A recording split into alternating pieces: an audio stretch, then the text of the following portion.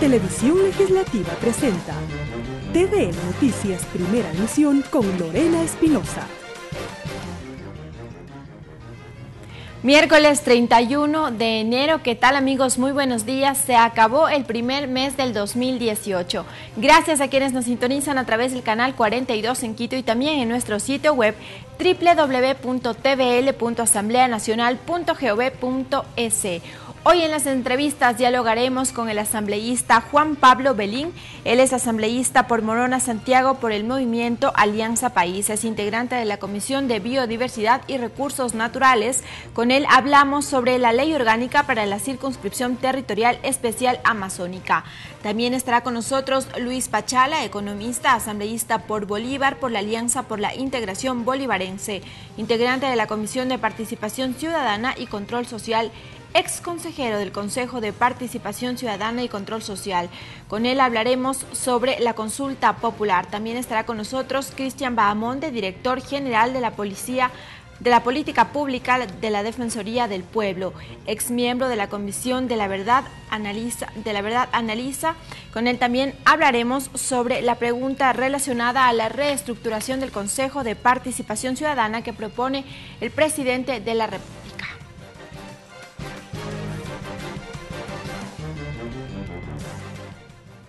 Arrancamos con información. Les contamos que la Comisión de Biodiversidad se mantiene en sesión permanente con el fin de estructurar el informe para segundo debate del proyecto de ley de la Circunscripción Territorial Especial Amazónica, que establece políticas, lineamientos y normativas especiales para el ordenamiento de su territorio y observa aspectos sociales, económicos, culturales y ambientales necesarios para garantizar su desarrollo.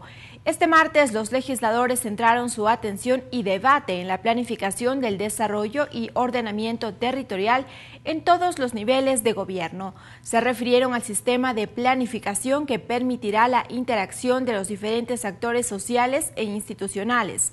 Dicho sistema estará conformado por el Consejo de Planificación, que integrará los distintos niveles de gobierno con participación ciudadana. Tendrá una secretaría técnica que lo coordinará según la propuesta.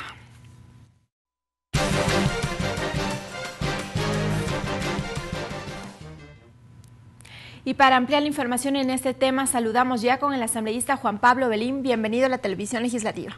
Muy buenos días a los ciudadanos que nos observan por este medio de comunicación. Un gusto estar aquí. Asambleísta, una amplia jornada de la Comisión de Biodiversidad, el presidente de la Asamblea Nacional ha dicho un ofrecimiento para febrero. Ya estaría aprobado este proyecto de ley. ¿Cómo avanza ya? ¿Cuáles son los detalles que se ultiman ya en el informe para segundo debate? Bueno, esas son noticias gratificantes para la Amazonía. Yo recuerdo que el presidente de la República, en sucumbíos tiempo atrás, anunció que esta ley debería ya concretarse en el mes de febrero. El presidente de la Asamblea, de igual manera, en esta reunión que tuvo con prefectos de la Amazonía en el Puyo, también ratificó esa decisión política, porque para una ley de carácter económico hay que tener esa voluntad política, recordando que el Ejecutivo también es colegislador y se necesita obviamente una coordinación para la elaboración y para la aprobación de este tipo de ley. Entonces es algo histórico, son luchas históricas también que desde la Amazonía se han realizado. Recordará usted que en 1992 se aprobó la ley 010 que permitía el ingreso de $1 por cada barril de petróleo. Y eso se lo consiguió con una lucha sumamente ardua, difícil, pero en el 2008 la Constitución, en el artículo 250, prevé que la Amazonía tiene que ser vista de manera integral, es decir, los aspectos económicos, los aspectos culturales, los aspectos sociales, los aspectos ambientales, y que eso tiene que plasmarse en una ley. Pero lamentablemente desde el 2008 no se la ha podido precisamente plasmar. Sin embargo, en esta nueva administración legislativa, la idea es esa deuda histórica, pues lograrla plasmar en este mes de febrero. Y precisamente ahí había acercamientos con el Ejecutivo para definir este porcentaje que se establecería en el Fondo para el Desarrollo Sostenible, es decir, lo que usted nos ha dicho, esta ley, este proyecto de ley deroga la ley 010 y establece un presupuesto. ¿Cuál es el monto al que se llegó con el Ejecutivo? Porque en los debates anteriores lo que se proponía era que se incremente. Bueno, esta ley sin un incremento, sin un aporte económico, no tendría sentido, porque hablando con asambleístas de nuestra comisión, que son inclusive de otras regiones, no de la Amazonía, hablan de hacer justicia con la misma región, una región que ha dado tanto al país y que obviamente de manera solidaria lo va a seguir haciendo. En ese sentido, pues, el trabajo se ha plasmado en algunos ejes fundamentales. Uno, el tema de planificación, que me gustaría conversar posteriormente. Dos, el tema de carácter económico, que va vinculado también a opciones de cómo generar una Amazonía también postpetrolera y postminera. Y tercero, un tema ambiental, que me parece fundamental por lo que la misma Constitución garantiza. En el tema económico se crea el Fondo de Desarrollo Sostenible. Este Fondo de Desarrollo Sostenible tiene que ser incrementado. La Ley 010 precisamente permitía $1 por cada barril de petróleo, pero en diálogos que se han mantenido con prefectos, con el Comaga, con juntas parroquiales, se ve las necesidades que tenemos en la región amazónica. Hay contradicciones sumamente grandes. No puede ser justo que en una región en donde más ríos tenemos, en donde más llueve, no haya agua potable y alcantarillado, lo que genera una contaminación tremenda. Entonces, estos recursos precisamente permiten solucionar este tipo de problemas. La idea es obviamente incrementarlo y subdividirlo tanto para gobiernos provinciales, para municipios y para juntas parroquiales, dependiendo de sus competencias, dependiendo del tema de su población.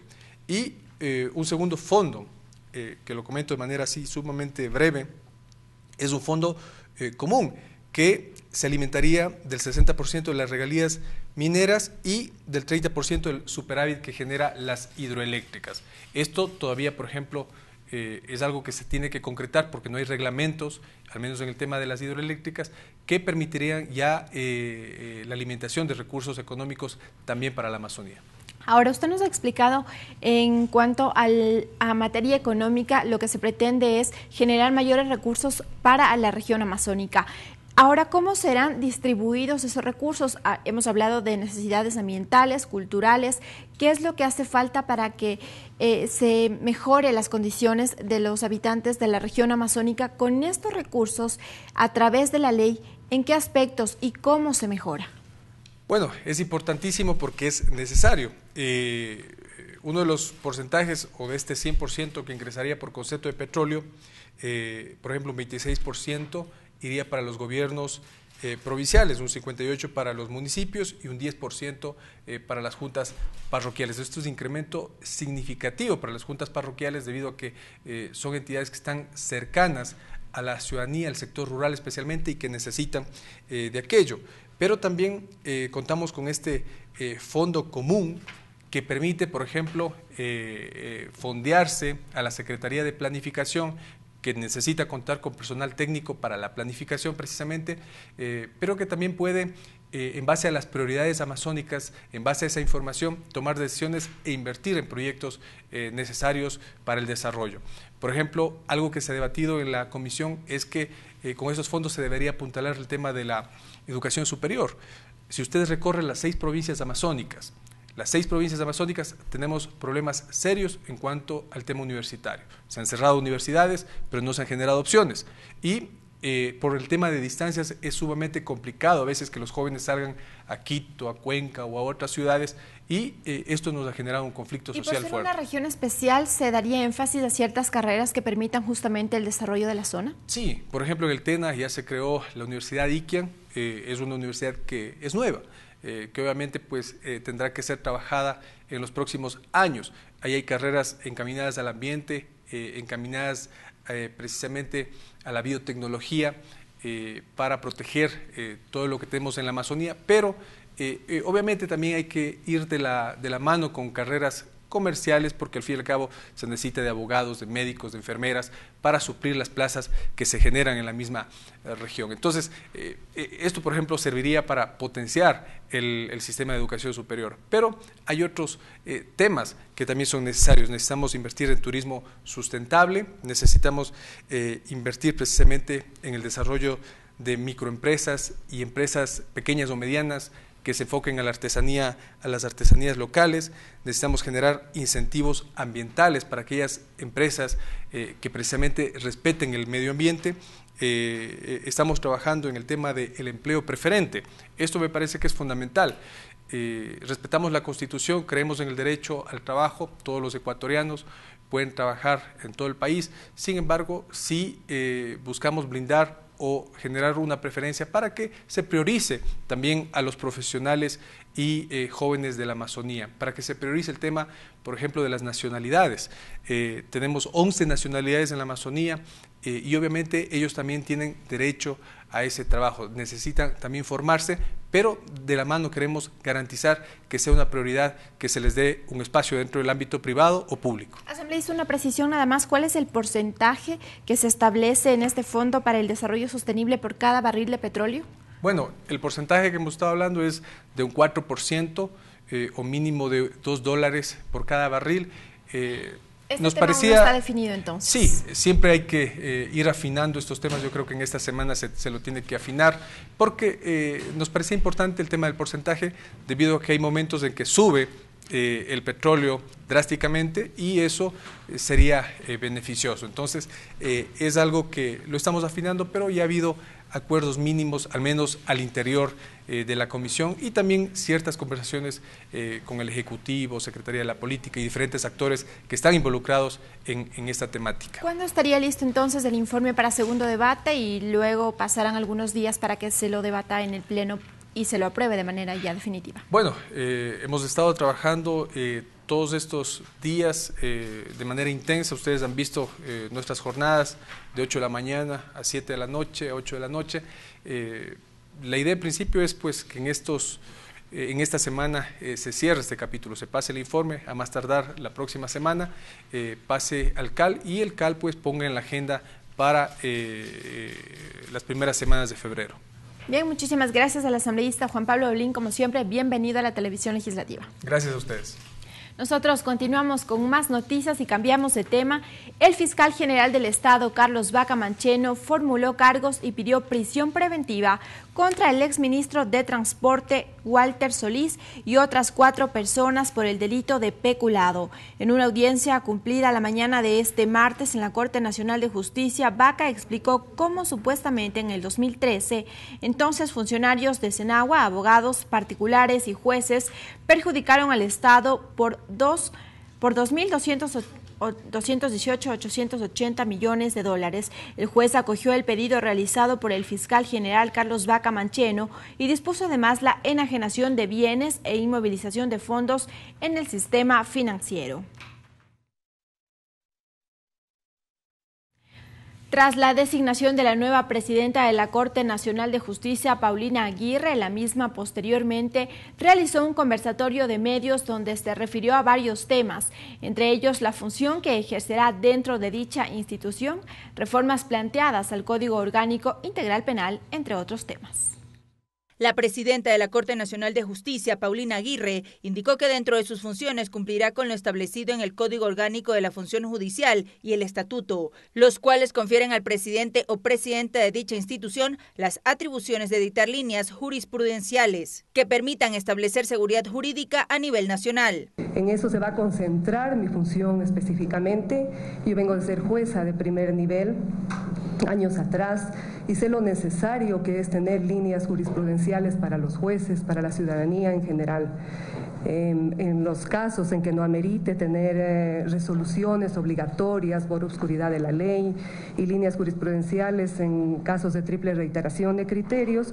Con respecto a la posesión de los 7 nuevos jueces y juezas nacionales de la Corte, sostuvo que se hará énfasis en el tema académico. Yo voy a continuar en este tema porque es necesario que los señores juezas y jueces que también se dedican al área académica nos beneficien con sus conocimientos y con la práctica que tienen en la función judicial. Además, se refirió a las reformas planteadas al COIP y sobre el pedido de extradición del excontralor general del Estado, Carlos Polit, y de Carlos Pareja Cordero. Los cambios del COIP, a los que usted ha hecho referencia, los analizaremos con la Sala Penal. En el tema de las extradiciones, tengo datos generales, porque como les expliqué hace un rato, recién asumí el despacho ayer y estoy pidiendo información aún todavía. Tenemos ingresadas 299 extradiciones activas, resueltas 284, en trámite se encuentran 15. En las extradiciones a las que ha hecho referencia en forma de las personas a las que se ha referido, entiendo que la del señor Carlos Pollitt, falta alguna documentación en la petición. Cabe mencionar que por primera vez en la historia una mujer ocupa esta dignidad en el sistema de justicia ecuatoriano. María Fernanda Medina, TVL Noticias. Los resultados del proceso de diálogo entre el Gobierno Nacional y la CONAIE no rinden los frutos esperados por la organización indígena. Su titular, Jaime Vargas, informó que es necesario llegar a acuerdos en los temas de extractivismo, educación y territorio. El presidente de la Confederación de Nacionalidades Indígenas del Ecuador, CONAIE, Jaime Vargas, precisó que los resultados en el marco del proceso de diálogo que mantienen con el gobierno nacional, encabezado por el presidente Lenín Moreno, no han cumplido todas las expectativas. Creo de 1 a 10 sería unos 4. No hemos avanzado. Los que han estado con los compañeros coordinadores de mesa temática han dicho, los subsecretarios como que no obedecen la palabra del presidente. Este sector de la organización indígena ha mantenido acercamientos con el gobierno nacional a través de 5 mesas temáticas de territorio y biodiversidad, economía, democracia, derechos humanos y colectivos, educación y amnistía. Vargas sostuvo que es importante llegar a un consenso en el tema del extractivismo. El tema de minería, el tema de petróleo para nosotros es un tema muy complejo que hay que entenderla. Al decir no a la minería, queremos decir, esto es la propuesta nuestra de desarrollo. Por su parte, el prefecto de Zamora Chinchipe, Salvador Quispe, señaló que el gobierno nacional debe tomar este acercamiento seriamente. Evidentemente no hay los resultados. Yo reitero el pedido al gobierno nacional. Tomemos estas cosas en serio, más allá de la consulta popular. El titular de la CONAIE, Jaime Vargas, precisó que la organización política apoyará el sí en la consulta popular de iniciativa del primer mandatario. Sin embargo, no excluyó la posibilidad de movilizaciones si los diálogos no rinden frutos. Karel Sack, TVL Noticias. Faltan apenas pocos días para que los ecuatorianos nos pronunciemos sobre las 7 preguntas propuestas por el presidente de la República. El Consejo Nacional Electoral implementó mecanismos tecnológicos para agilitar el procesamiento de los resultados del plebiscito. Además, los consejeros recomiendan a la ciudadanía acudir con tiempo a los distintos recintos electorales. El Consejo Nacional Electoral pone a punto todos los detalles para la consulta popular y referéndum del 4 de febrero. La consejera Luz Haro destacó que en el plebiscito se incorporan dispositivos tecnológicos que permitan agilitar el proceso de los resultados, sobre todo en las zonas con dificultad de conectividad. Esta tecnología satelital, que es un dispositivo pequeño, como hemos podido mostrar en la rueda de prensa anterior, que eso permite precisamente para los puntos, sobre todo de aquellos donde no hay conexión a través de CNT, que es la empresa nacional que brinda el servicio de telecomunicaciones, pero para aquellos recintos, sobre todo de difícil acceso, que son 164 en el país. Asimismo, el consejero Paul Salazar informó que se ha implementado un aplicativo móvil de seguimiento y monitoreo integral de actividades durante la consulta. A poder transmitir las imágenes de las actas de escrutinio a partir de que sean concluida el escrutinio en cada una de las juntas receptoras del voto. La consejera hizo un llamado a la ciudadanía para que acuda con tiempo al lugar de votación debido al incremento de sufragantes en cada junta receptora del voto. Por ejemplo, para optimizar los recursos, hoy sufragarán en cada junta receptora del voto 400 personas. Con ello hemos optimizado un buen monto económico. Durante el plebiscito participarán 793 observadores electorales nacionales, además de delegados internacionales apoyados por el cuerpo diplomático. Según el Consejo Nacional Electoral, los resultados de conteo rápido serán difundidos mediante cadena nacional a las 8 de la noche del domingo. Lorena Espinosa, TVL Noticias.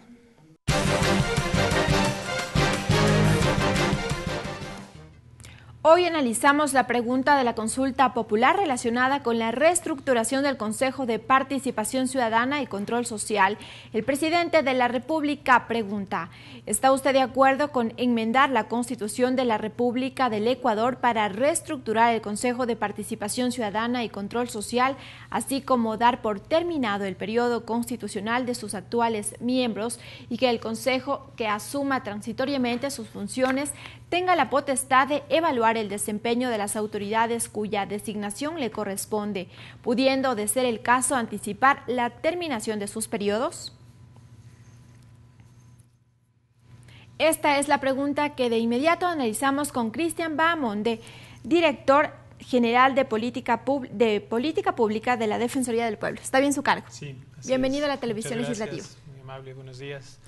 Coméntenos un poco qué implicaría la reestructuración de todo el Consejo de Participación Ciudadana, que es lo que propone el presidente, y en su lugar conformar uno transitorio. Bueno, recordemos que la Constitución del año 2008 creó la quinta función del Estado, que está integrada por 9 instituciones: la Contraloría General del Estado, la Defensoría del Pueblo, el Consejo de Participación Ciudadana y Control Social y las superintendencias. Para la elección de estas autoridades y otras autoridades de otras funciones del Estado, se le dio competencia a este Consejo de Participación Ciudadana y Control Social, que es conformado por 7 miembros, quienes eran responsables de la selección de todas estas autoridades, también de las autoridades de la función judicial. Estamos hablando del Consejo de la Judicatura, estamos hablando del Fiscal General, del Defensor Público, de las máximas autoridades de todas las funciones del Estado. Esa fue el mandato que recibió en la Constitución vigente este Consejo. Para eso incluso la Constitución también establecía que no es una competencia directa de ese Consejo, sino que se lo hacía o se lo hace a través de comisiones ciudadanas, comisiones mixtas, que son conformadas por ese Consejo, integradas por un representante de cada función del Estado y 5 ciudadanos que son elegidos en base a concursos de oposición y mérito, ¿sí?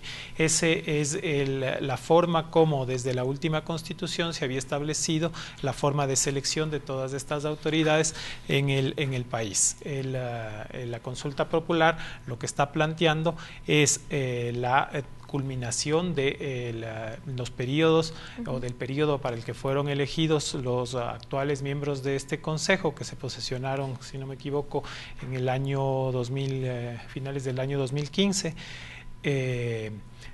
Que concluyan inmediatamente sus periodos y que se cambie la forma de selección de ese Consejo, que originalmente era elegido bajo un mismo procedimiento por oposición y méritos. Ese concurso es llevado a cabo por el Consejo Nacional Electoral. Ahora el presidente propone que el nuevo Consejo sea elegido en las urnas. Que se cambie ese esquema de selección, que sean elegidos vía votación popular durante las elecciones las elecciones seccionales, ¿sí? Esa es la propuesta que se está haciendo este momento.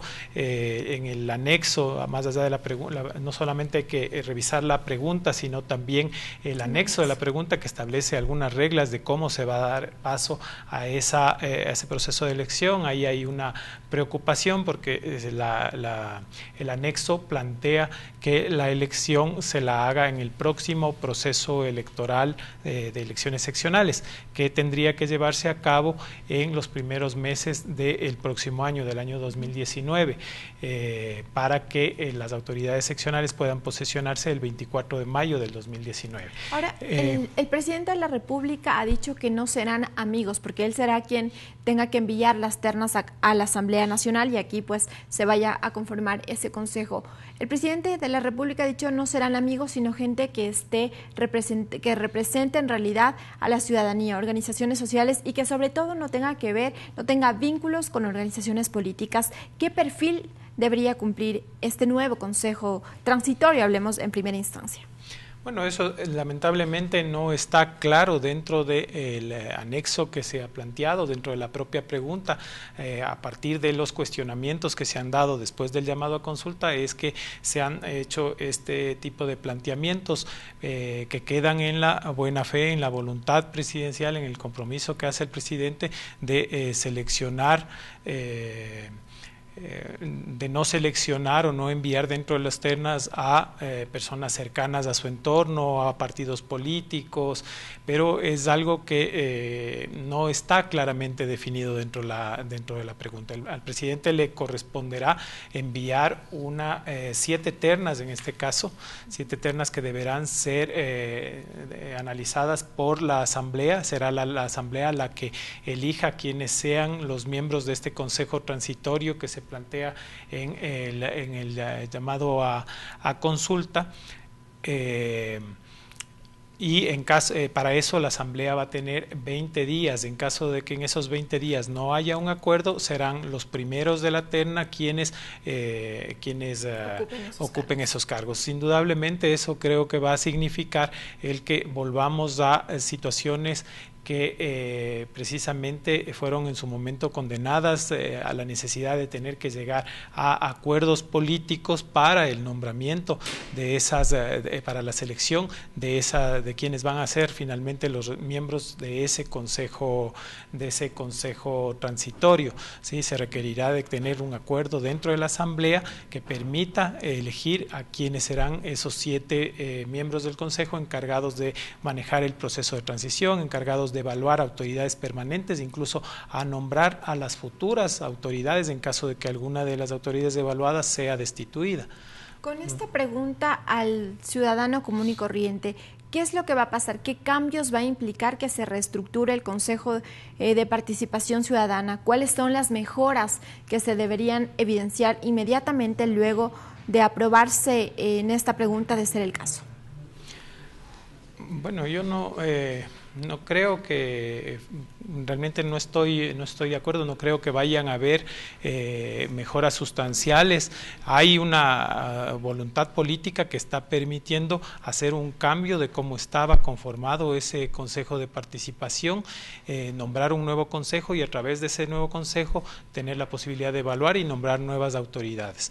Pero todo esto se lo hace a partir de la conformación de un consejo que de todas maneras va a tener funciones transitorias, que incluso la propia pregunta y la propia reforma que se plantea a través de la Constitución les está dando incluso competencias que no tenía el órgano al que van a reemplazar. Se están entregándole competencias a este órgano de transición que no tenía el órgano permanente, como este tema de la evaluación que le correspondía a la Asamblea Nacional. Son temas que se han estado precisamente cuestionando en estos días respecto al contenido mismo de la pregunta que se está haciendo a través de la consulta popular. Lamentablemente el anexo no es muy claro, no deja con claridad cómo va a ser reglado ese proceso de transición, por ejemplo, cómo se va a llevar a cabo esa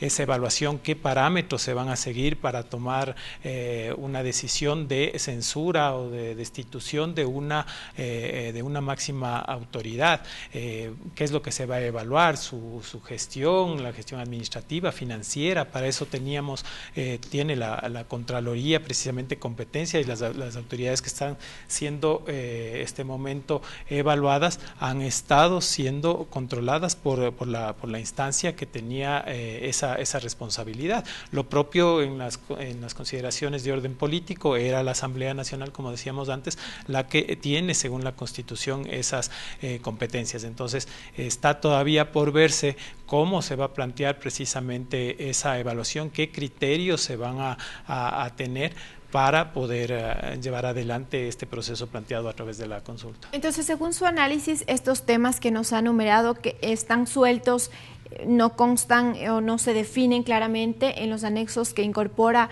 esta pregunta de la consulta popular, ¿esto debería especificarse entonces a través de una ley? Esto debió especificarse y para eso era importante el pronunciamiento que tenía que dar la Corte Constitucional. Lamentablemente no se contó con ese pronunciamiento. A través de la Corte era la que podía valorar si efectivamente la pregunta era constitucional o no, hacer los ajustes o las recomendaciones del caso, reformular la pregunta en lo pertinente. Lamentablemente lamentablemente eso no se hizo y este momento estamos abocados a responder frente a una consulta y un planteamiento que tiene estos vacíos y que generan incertidumbres. Yo no creo que vaya a haber ahí lamentablemente una solución. Son situaciones que lamentablemente el país ha atravesado siempre, creo, en las últimas décadas se ha estado buscando diferentes mecanismos para garantizar que las entidades autónomas independientes como las que en este momento van a ser evaluadas puedan contar con independencia, con autonomía de funcionamiento y demás. No creo que hay un modelo perfecto. Hay diferentes formas en el mundo de cómo se seleccionan este tipo de autoridades. Creo que en Ecuador hemos probado muchas y siempre estamos y continuamos buscando alternativas. Por eso es que el país lamentablemente tiene el récord de número de constituciones en el mundo, porque cada cierto periodo de tiempo, cada ciclo político se está buscando casi refundar el país. No me sorprendería que de aquí a 2 o 3 años, cuando haya un cambio de periodo, haya un nuevo periodo presidencial, se planteen otros mecanismos y las autoridades que posiblemente sean nombradas en este tiempo tengan también que ser sujetas a cambios en su designación, ¿no? En su forma de designación. Bien, muchísimas gracias a Cristian Bahamonde, como siempre, bienvenido a la televisión legislativa. Muy amable. Es momento de una pausa, enseguida continuamos con más información.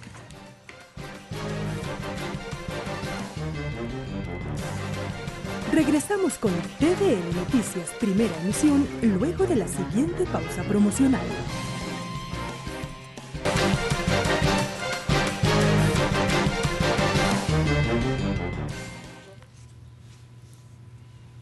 Gracias por continuar con nosotros. Continuamos con el análisis de la pregunta de la consulta popular relacionada a la reestructuración del Consejo de Participación Ciudadana. Saludamos ya con el asambleísta Luis Pachala. Bienvenido a la televisión legislativa. Buenos días, un saludo cordial a toda la audiencia de televisión legislativa. Asambleísta, usted fue ex consejero del Consejo de Participación Ciudadana y la consulta popular es producto de los diálogos que se mantuvieron desde diferentes instancias con el Ejecutivo. Ahí se cuestionó un poco el trabajo que ha realizado el Consejo de Participación Ciudadana. Tiene varias funciones, entre ellas transparentar también. ¿Cuál es su evaluación? ¿Qué pasó con el Consejo de Participación Ciudadana? Hasta la fecha hay podemos decir tres periodos del Consejo de Participación y Control Social. Recordemos que existió un Consejo Transitorio de Participación que tenía la función única y exclusivamente de realizar la ley orgánica del Consejo de Participación y los reglamentos de todos los concursos de mérito y oposición. Estaba precedido por el magíster Julián Huamán. Por otro lado, el primer consejo de participación, consejo definitivo, es en la que yo pude participar mediante un concurso y mérito de oposición. Estuvimos conformados por 7 compañeros, 3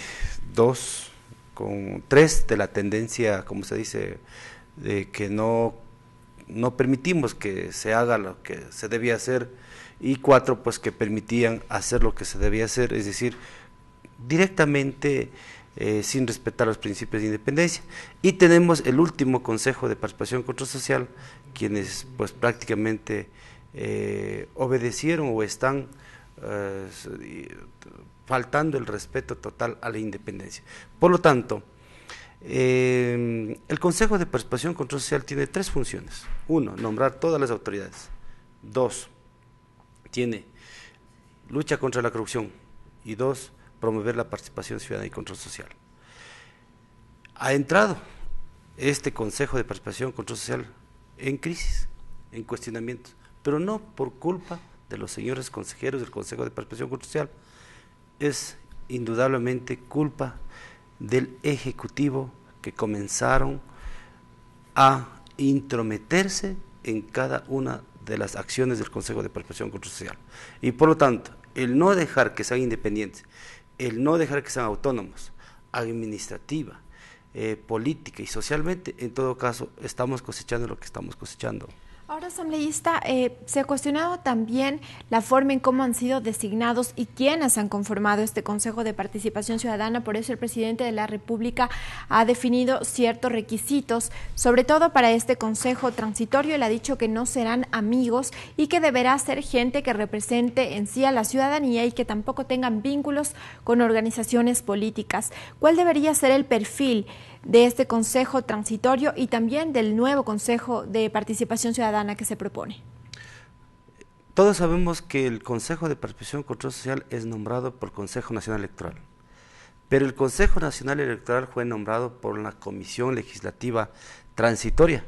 Hablamos nosotros en el 2008, después de la aprobación de la Constitución de Montecristi. Por lo tanto, ustedes conocen que en el 2008 la mayoría era oficialista, Alianza País. Por lo tanto, como la mayoría era oficialista, nombraron un Consejo Nacional Electoral Transitorio, pues presidido por Omar Simos. Desde allí viene toda la raíz, donde de una u otra manera se irrespetaba la independencia, porque todo nace de que los asambleístas constituyentes que conformaron la Comisión Legislativa Transitoria, todos eran de Alianza País, y luego indudablemente esa tendencia ya se replicó en el CNE Transitorio, luego en el Consejo de Participación Nacional de Participación y Control Social Transitorio, y prácticamente ya iba, como se dice, ya haciendo escalera hasta llegar al objetivo principal de que todo sea coactado. Entonces, por lo tanto, hoy los perfiles deben ser totalmente, primero, independientes de los ciudadanos, deben venir de las organizaciones sociales, deben venir de un grupo de notables, deben venir de personas sin tacha, deben venir de alguien, de algunos ciudadanos y de muchos ciudadanos que no pertenecen a ningún partido político, si es posible 5 años o 10 años atrás, es decir, totalmente probos, independientes, que hayan hecho trayectoria en la lucha contra la corrupción, trabajos en participación ciudadana, y que también tengan experiencia en el sector público, porque recuerden que ese Consejo de Participación y Control Social Transitorio va a nombrar contralor, defensor del pueblo, defensor público, va a nombrar todas las autoridades de control, va a nombrar todos los superintendentes, es decir, todas las autoridades de control. Ya incluso el presidente ha dado la apertura para que sea la misma ciudadanía quien pueda proponerle nombres de quienes conformen estas ternas que el presidente de la República deberá enviar acá a la Asamblea Nacional. Ahora, como usted ya lo ha dicho, este Consejo Transitorio tendrá la potestad de evaluar el desempeño de autoridades cuya designación le corresponda. Esto ha sido cuestionado por ciertos asambleístas que ha dicho esa atribución le corresponde a la Asamblea Nacional. Primero, es saludable que el presidente de la República abra la carpeta, abra la institucionalidad, abra que todos los ciudadanos presenten pues un sinnúmero de ciudadanos que vale la pena, existen en el Ecuador, personas de gran valía. Segundo, nosotros no podemos estar cuestionando la pregunta número 3 porque es totalmente constitucional. Lo que sí debemos de estar muy claros, haciendo una analogía, en el 2011, nosotros tuvimos también, justamente en medio concurso, porque era potestad del Consejo de Participación y Control Social, llevar a cabo el concurso de mérito y oposición para nombrar a los 9 vocales del Consejo de la Judicatura. Nosotros ya nombramos la Comisión Ciudadana, pero, oh sorpresa, que la Comisión Ciudadana como que no iba a ser, como se dice, de los grupos correístas ni los grupos de Alianza País. El presidente de la República toma la decisión de hacer consulta popular. Y nosotros, si leemos la pregunta del 2011 en cuanto al Consejo de la Judicatura, es casi parecida a la pregunta del 2017. ¿Qué dice en el 2011? ¿Está usted de acuerdo con sustituir al Consejo de la Judicatura? Nombrar un Consejo Transitorio y que ese Consejo de la Judicatura Transitoria tenga la potestad de hacer toda la reestructura.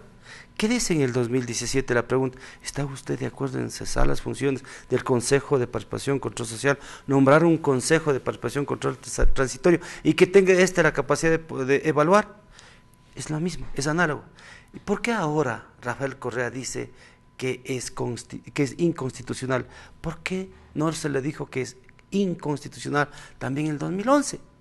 Entonces, en este sentido, me parece muy contradictorio aquellos que están promoviendo el no, muy contradictorio, porque aquí está el dictamen de esa pregunta del 2011. Dice que aquella pregunta en cuanto al Consejo de la Judicatura es sencilla, es precisa y concisa, y que por lo tanto... Si ahora hablamos del Consejo de Participación Ciudadana, ¿qué implicaciones tendría, qué efectos luego de la consulta popular en el caso de ganar el sí? Lo que sí deben estar muy claros los ciudadanos es que el Consejo de Participación Ciudadana transitorio solo lo vamos a nombrar transitoriamente hasta las próximas elecciones de los comicios electorales de los gobiernos seccionales, dice los anexos. Por lo tanto, como el pueblo es el que manda, no es como dicen que esto va a extenderse hasta unos 6 años. Y segundo, el efecto principal es que este Consejo de Participación Transitorio va a evaluar a toditas las funciones y si es posible dar por terminado. Usted conoce, toda la función de transparencia y control social ha entrado en crisis, ha entrado en cuestionamiento por no fiscalizar, por no controlar, por no tomar en cuenta todos los parámetros de independencia. Entonces dice Rafael Correa, ahora sí Lenín Moreno va a tomarse todas las funciones. Ojo, el Consejo de Participación y Control Social va a ser nombrado por votación universal en las siguientes comicios electorales. Por lo tanto, de ninguna manera va a ser coactada. Claro, Rafael Correa tiene miedo de que sus amigos ya no estén en las funciones de control social, por supuesto. Y eso es lo que se ha dicho, no volverá a pasar con este Consejo de Transición y con esta pregunta que propone el presidente de la República. Muchísimas gracias al asambleísta Luis Pachala, como siempre, bienvenido a la televisión legislativa. Solo decirles que no tener recelo en votar sí en toditas las preguntas. Solo ese favor a todos los ciudadanos, porque así necesitamos aires de libertad, de gobernabilidad, de esperanza y de independencia. Ese favor a todos los ecuatorianos, sin recelo, a votar sí. Muchísimas gracias al asambleísta Luis Pachala. Seguimos con más información. Agenda legislativa. Revisamos la agenda de actividades. Hoy a las 10 de la mañana, rueda de prensa del asambleísta Rodrigo Coyaguazo. Él habla sobre el chasqui social, sobre la consulta popular. También a las 10 de la mañana, rueda de prensa de los asambleístas Fabricio Villamar y Lourdes Cuesta sobre el juicio político a Carlos Ochoa, superintendente de Información y Comunicación. Esto será también en la sala de prensa de la Asamblea Nacional. A las 12 horas, rueda de prensa de la asambleísta Silvia Salgado conjuntamente con representantes de la FEUE, su posición frente a la consulta popular. Así despedimos esta emisión, amigos, que tengan un excelente día. Televisión Legislativa presentó TVL Noticias, primera emisión.